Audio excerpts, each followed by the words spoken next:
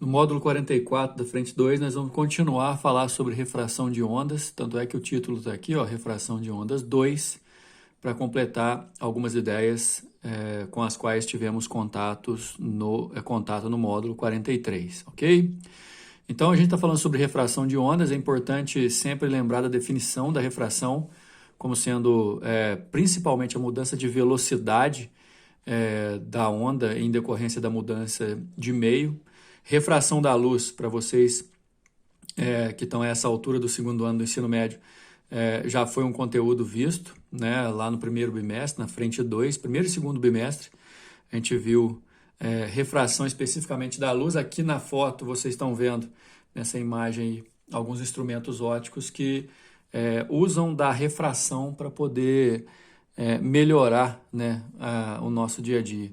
O destaque aqui para as lentes corretivas, né? A gente falou sobre miopia, hipermetropia, astigmatismo, enfim.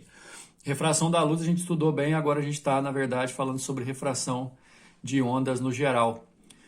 Na última aula a gente pôde ter o contato com esse conteúdo. Lembrando, pessoal, que na mudança de velocidade da luz, na mudança de velocidade de uma onda qualquer, em decorrência da mudança de meio, além de definir isso como o fenômeno da refração, a gente pode estudar esse fenômeno de acordo com algumas variáveis. Por exemplo, a frequência e o período não se alteram e a velocidade se comporta de maneira proporcional ao comprimento de onda e inversamente proporcional ao índice de refração do meio. Levando em conta também que algumas situações bastante específicas, como onda na água, na qual a profundidade interfere na velocidade, onda numa corda também, na qual a densidade linear da corda também interfere. Enfim, a gente pode analisar tudo isso novamente no módulo 44. Nesse esquema, na mesma página, a gente tem aí uma representação da ocorrência de uma tsunami, que nada mais é do que um abalo que ocorre em alto mar. Esse abalo ocorre localmente, mas ele se propaga por uma boa extensão do mar. Se ele acontece num determinado ponto e se propaga, a gente pode considerar que é uma onda, e a onda vai se propagar pela água, que é o meio material, né, com velocidade diferente em cima e embaixo, né, e principalmente com amplitude diferente em relação à onda que é formada lá em alto mar e a onda que chega até a costa, diminuindo sua velocidade, na verdade aumentando a sua amplitude, tendo um alcance máximo, um alcance aumentado para dentro do continente e algumas vezes resultados devastadores. De modo bastante específico, nós temos aqui uma representação de um tanque de água, uma visão lateral. Repara o seguinte, ó, o comprimento de onda é maior onde a profundidade é maior.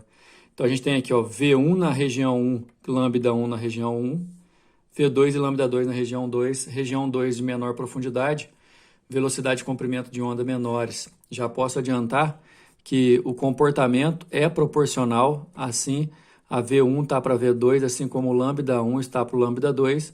Isso porque a frequência da onda é uma grandeza que se mantém constante. Então, apesar de estar no mesmo meio, tudo é água, por exemplo, a profundidade também vai interferir. Bom, o pulso transversal numa corda também tem algo de específico para a gente poder analisar. Principalmente essa letrinha grega aqui, pessoal, que é a letrinha grega Rho, que representa a densidade linear da corda por onde a onda vai passar. E essa densidade, ela concentra a massa sobre o comprimento dessa corda. Então, quando você vai medir a densidade linear de uma corda, tantos quilogramas por metro, por exemplo. Isso vai interferir na espessura, né, na grossura. Você vai pensar numa corda mais fina, uma corda mais grossa, assim como funciona nas cordas do violão, né? Agora aqui a gente vai ver a relação da velocidade da onda numa corda com a força que tensiona essa corda e a densidade linear, principalmente em relação à densidade linear. Bom, pessoal, essa é a fórmula de Taylor. Nessa fórmula de Taylor, a equação de Taylor, você tem ali relacionado com a velocidade da onda numa corda tensa por uma força F, e cuja densidade linear da corda é conhecida, Rho, dentro de uma raiz quadrada. lembrando que a densidade linear é massa sobre comprimento. Pensando exatamente nessa relação de Taylor, né, relacionando velocidade, força que traciona as cordas e densidade linear, como eu disse anteriormente, principalmente a densidade linear, imagine só que você tem aqui duas cordas de densidades lineares diferentes. É para você entender aqui, ó, que na corda mais fina do desenho a densidade linear é menor do que na corda mais grossa. E embora esteja numa raiz quadrada, aumentando a densidade linear, você diminui a velocidade. Então, se o pulso vai passar da corda mais fina para mais grossa, vai alterar a sua velocidade, portanto, isso aí também é considerado um fenômeno de refração. Além disso, quando passa da menos densa para mais densa, o pulso, além de parte dele passar e sofrer refração, diminuindo seu comprimento de onda, no caso, parte do pulso também volta invertendo a fase. Ó. Chegou um vale na frente, o que está indo na frente agora é uma crista. Mas, no final das contas, você vai perceber sempre que onde a velocidade da onda é menor, o comprimento de onda vai ser menor também. Frequência e período se mantêm constantes. Nesse caso, pessoal, vale as relações do índice de refração, que a gente conhece bem lá do estudo da ótica. O índice de refração relativo, né, que na verdade divide o índice de refração de 2 meios, e as leis da refração, né, a propriedade, melhor dizendo, primeiro, né, frequência da onda se mantém. Isso é muito importante. A frequência se mantém e a fase, às vezes, pode alterar na hora de bater e voltar, mas a refratada, ou seja, que passou para o outro meio, ou experimenta outras condições, frequência e fase não se alteram. Os raios direcionais incidente, a reta normal e o refletido, o refratado, desculpa, são coplanares, e aqui a gente encontra principalmente essa última parte aqui, ó, relacionando velocidade e comprimento de onda de forma proporcional. Essa outra aqui, ó, relacionando velocidade e índice de refração de forma inversamente proporcional, com os ângulos também dos vetores, vetores não, né, do direcionamento dos pulsos ondulatórios. Direcionamentos que você vê basicamente aqui na página 189, nesse desenho. Você tem aqui pulsos de onda reta, tá vendo o comprimento de onda 1 e agora olha o comprimento de onda 2, alterou, necessariamente diminuiu. E a velocidade da luz também, a velocidade da onda aqui também vai diminuir. Enquanto eu relaciono ângulo de incidência, ângulo de refração pela lei de Snell. Bom, galera, lá na página 190 a gente tem já os primeiros exercícios. O primeiro exercício diz o seguinte: tsunamis são ondas gigantes provocadas por abalos sísmicos que possuem um enorme poder destrutivo quando chegam à região costeira. A denominação dessas ondas vem do japonês tsu, porto, ancoradouro, e nami, onda. O infográfico abaixo mostra fora de escala as etapas de uma formação de tsunami, desde a movimentação relativa entre as duas placas do assoalho oceânico, né, um abalo sísmico aqui, placas tectônicas até a chegada na costa. Então, ocorre a energia liberada pelo abalo, né? Em alto mar, essas ondas têm altos comprimentos de onda e elas são muito rápidas, inclusive. À medida que se aproximam da costa, elas ganham amplitude por causa do princípio da conservação da energia, porém elas ficam mais lentas. Admita que em uma situação idealizada, um tsunami se propague sem dissipação de energia, com velocidade módulo V dado por V igual a raiz quadrada de GH, em que o G é 10 e a intensidade da gravidade, né? E H é a profundidade. Quanto maior for a profundidade, maior vai ser a velocidade, né? Supõe ainda, de forma simplificada, que a energia mecânica associada a tsunami possa ser expressa por K, uma constante qualquer, velocidade, amplitude ao quadrado.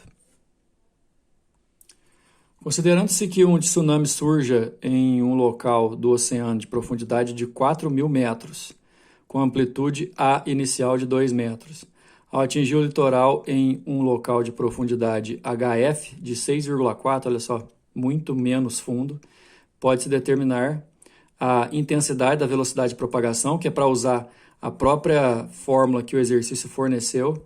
A velocidade é 10 e a profundidade H é 6,4. No caso, 10 vezes 6,4 dá 64, a raiz de 64 é 8. 8 metros por segundo essa onda vai ter de velocidade nessa região da costa, a 6,4 metros de profundidade. E ele quer saber depois na letra B a amplitude final, e a gente vai levar em consideração uma informação muito importante do problema, que fala que a energia vai se conservar. Ou seja, a energia final vai ser igual à energia inicial. E o próprio exercício associou a energia proporcionalmente à velocidade e à amplitude ao quadrado. Então, o que a gente vai fazer?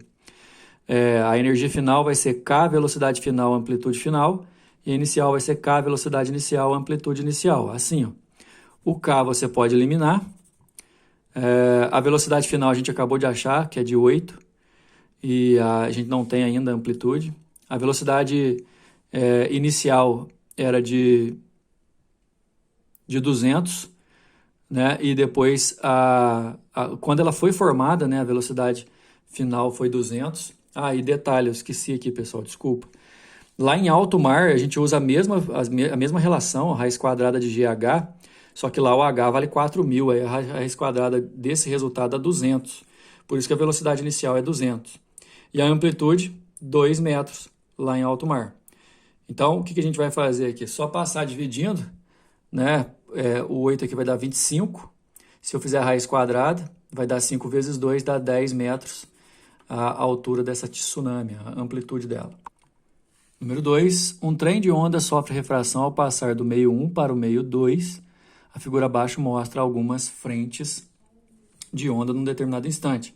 Atenção para os ângulos e, aparentemente, pessoal, o comprimento de onda aqui, ó, no meio 1 é ligeiramente menor do que o comprimento na região 2, mas vamos lá. A frequência e o módulo da velocidade das ondas no meio 1 são, respectivamente, 400 Hz e 200 raiz de 2 metros por segundo.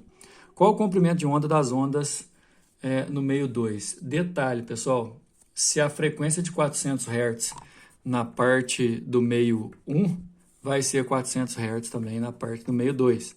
Vamos lembrar que frequência é uma das características da onda que não se altera quando ocorre a refração. Agora, para a gente achar o comprimento de onda, é legal a gente achar velocidade, né? Porque com essa frequência e essa velocidade, eu consigo achar o comprimento de onda da região 1. Porém, aqui, ó, a gente fazendo todas as questões angulares, aquele raio direcional que a gente pode pegar em qualquer uma das retas, viu? São várias ondas, pulsos retos. Você pega o raio direcional para chegar num dos pontos aqui para traçar a reta normal. O ângulo vai ser de 30 graus na incidência e 45 na refração. Aí a gente faz a lei de Snell, NI sobre seno I sobre seno R é igual a V1 sobre V2. Seno de 30 sobre seno de 45 é igual a 200 raiz de 2 sobre V2, já que o V1 é 200 raiz de 2. Substituindo os valores que a gente tem aqui, ó, meio para o seno de 30 e raiz de 2 sobre 2 para o de 45, a gente pode cortar aqui, multiplicar cruzado, vai dar V2 igual a 400. 400 metros por segundo é a velocidade da onda no meio 2. Só que lembra que o exercício perguntou o comprimento de onda, né? Lembrando daquela relação fundamental, né, da ondulatória, velocidade é lambda f, comprimento de onda vezes frequência. Na região 2, a velocidade eu acabei de calcular é 400. Comprimento de onda ainda não sei, mas a frequência, lembra? Frequência aqui, ó, sempre a mesma na hora de dar refração. Passo 400 dividindo, dá 1 metro, comprimento de onda na outra região. Número 3, ondas na superfície de líquidos têm velocidades que dependem da profundidade do líquido e da aceleração da gravidade, desde que se propaguem em águas rasas. O gráfico representa o módulo V da velocidade da onda em função da profundidade. Repara que a velocidade vai crescendo à medida que a velocidade a profundidade vai aumentando. Uma onda no mar onde a profundidade é 4 metros, a gente vai pegar aqui os 4 metros, né? Tem comprimento de onda igual a 50 metros, com essa velocidade aqui, né? Na posição em que a profundidade é 1 metro, ou seja, a profundidade é 4 vezes menor, essa onda tem comprimento de onda em metros aproximadamente igual a, obviamente, menor do que 50, né? Mas vamos lá fazer uma consideração seguinte, relação fundamental da ondulatória, velocidade é comprimento de onda vezes frequência. Como, pessoal, a frequência é uma coisa que permanece constante, é muito normal aparecer esse tipo de resolução no qual você vai isolar a frequência na relação fundamental. Então, frequência é velocidade sobre comprimento de onda. Só que a frequência no raso é igual à frequência no fundo. Ok, de raso para fundo, fundo para raso, ocorre refração, mas a frequência nunca muda. Então, a frequência no raso é velocidade dividido por comprimento do raso, e no fundo, velocidade do fundo dividido por comprimento do fundo. Daí agora é só a gente olhar no gráfico e jogar os valores aqui. Por quê? Porque assim, no fundo a profundidade é 1 metro, no raso, desculpa, e no fundo 4 metros. Se você olhar lá aqui, ó, 1 metro, a velocidade da onda vai ser por volta de 3,2, igual está aqui. Ó. Se você olhar 4 metros lá no gráfico, a velocidade vai ser por volta de 6,4. Então, só substituir. 3,2 sobre o lambda do raso é igual a 66,4 sobre 50, da metade, né? Vai dar 25, a resposta, letra C. Número 4, na situação esquematizada na figura, onde ondas retas propagando-se na superfície da água de um tanque passam de uma região profunda, região profunda, para uma região mais rasa. Com isso, o comprimento de onda, distância entre duas frentes de ondas consecutivas, e o módulo da velocidade de propagação sofrem reduções de P1% e P2%, respectivamente.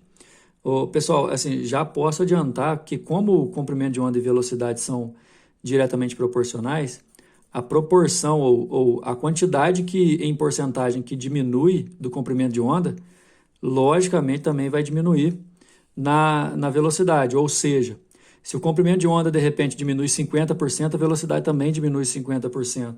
Então as duas respostas aqui têm que ser iguais, né? A ponte alternativa em que os valores P1 e P2 estão corretamente indicados. Então a gente já pode eliminar aqui, ó, as que são diferentes, a letra B e a letra E.